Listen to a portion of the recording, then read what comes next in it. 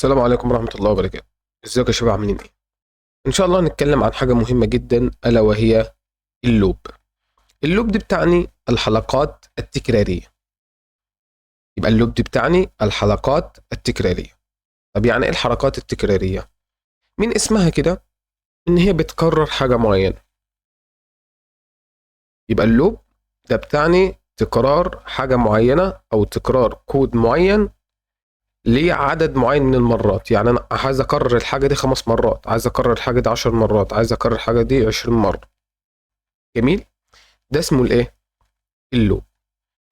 طيب، طب تعال ناخد مثال من الواقع كده زي ما احنا متعودين. نفترض ان انت الوقت واقف قدام غسالة، اللي هي الغسالة الاوتوماتيك دي. فانت الاوتوماتيك انت بتدي لها، تحط لها الهدوم وهي بتغسل وبتشطف وبتجفف. تمام. جميل. طيب، انت حطيت الهدوم. معروف ان الهدوم علشان تنضف محتاج ان هي تلف وليكن 10 لفات. وبعد ال10 لفات دول هتنتقل على مرحلة مين؟ التشطيف. معروف علشان الهدوم دي تتشطف كويس محتاجة مثلا 7 لفات. وبعد ما ننتقل بعد ما نخلص مرحلة التشطيف هننتقل لمرحلة التنشيف أو التجفيف. ومعروف مثلا إن أنا علشان أجفف الملابس دي أو الهدوم دي محتاج إن هي تلف كم مرة؟ مثلا 5 مرات. جميل. وبعد كده أنت بتظبط البرنامج على حاجة زي كده، وبعد كده بتمشي بتروح بقى، ما بتشغلش دماغك. وبعد كده هي الغسالة بتعمل كل حاجة من نفسها، وبعد كده بترجع تلاقي الحاجات كلها ايه؟ تمام تمام، والهدوم ايه؟ مظبوطة. طيب، اللي بيحصل هنا ان انا قررت عملية الغسيل 10 مرات. انا قلت له اغسل، ولكن مش مرة، لا 10 مرات. وقلت له شطف، ولكن مش مرة، لا 10 مرات. وقلت له برضه جفف، ولكن مثلا مش مرة، لا 5 مرات. وهكذا. يبقى انا بعمل نفس الحاجه بس بكررها.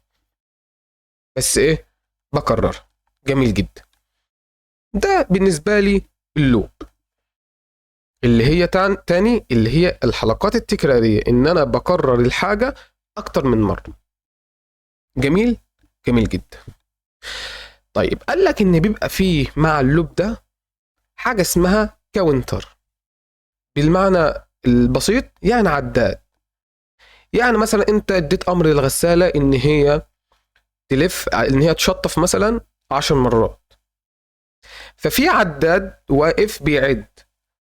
هي في اللفه الاولى، بعد كده اللفه الثانيه، بعد كده اللفه الثالثه، هو اللي بيعدلها. انت دلوقتي في اللفه الكام؟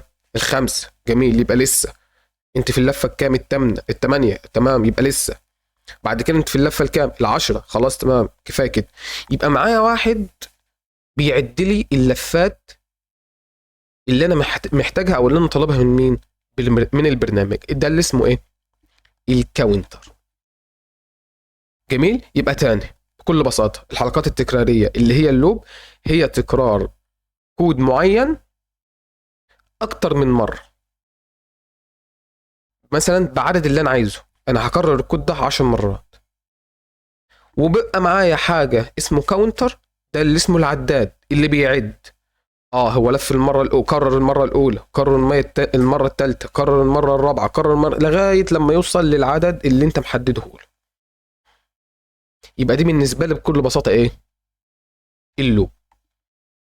تمام؟ جميل. طيب، أنا دلوقتي مثال بسيط زي اللي هنا ده. انا هنا لو جيت عملت ران هلاقي ان انا بعمل ايه؟ بطبع. اول حاجه هنا لقيت كلمه جمله كود او سطر كود بيطبع كلمه رقم واحد. بعد كده نزل تحت لا ان هو بيطبع رقم اتنين. بعد كده نزل تحت لا بيطبع رقم تلاتة. بعد كده نزل تحت رقم 4، وهكذا. جميل.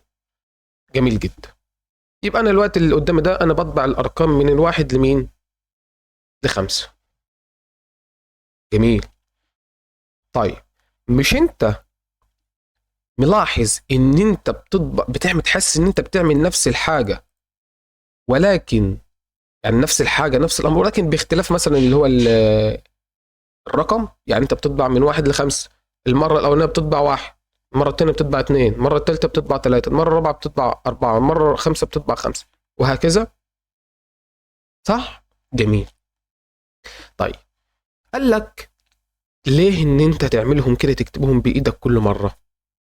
ليه ان انت تيجي السطر ده وتعمل تطبع، تقول كلمه برنت وواحد، وليه السطر اللي بعده تكتب كلمه برنت وتكتب 2 وي وهكذا كلها؟ طب ما انت عندك حاجه اسمها لوب.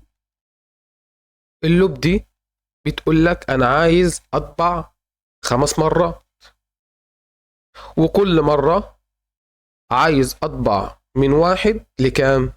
ل5. صح؟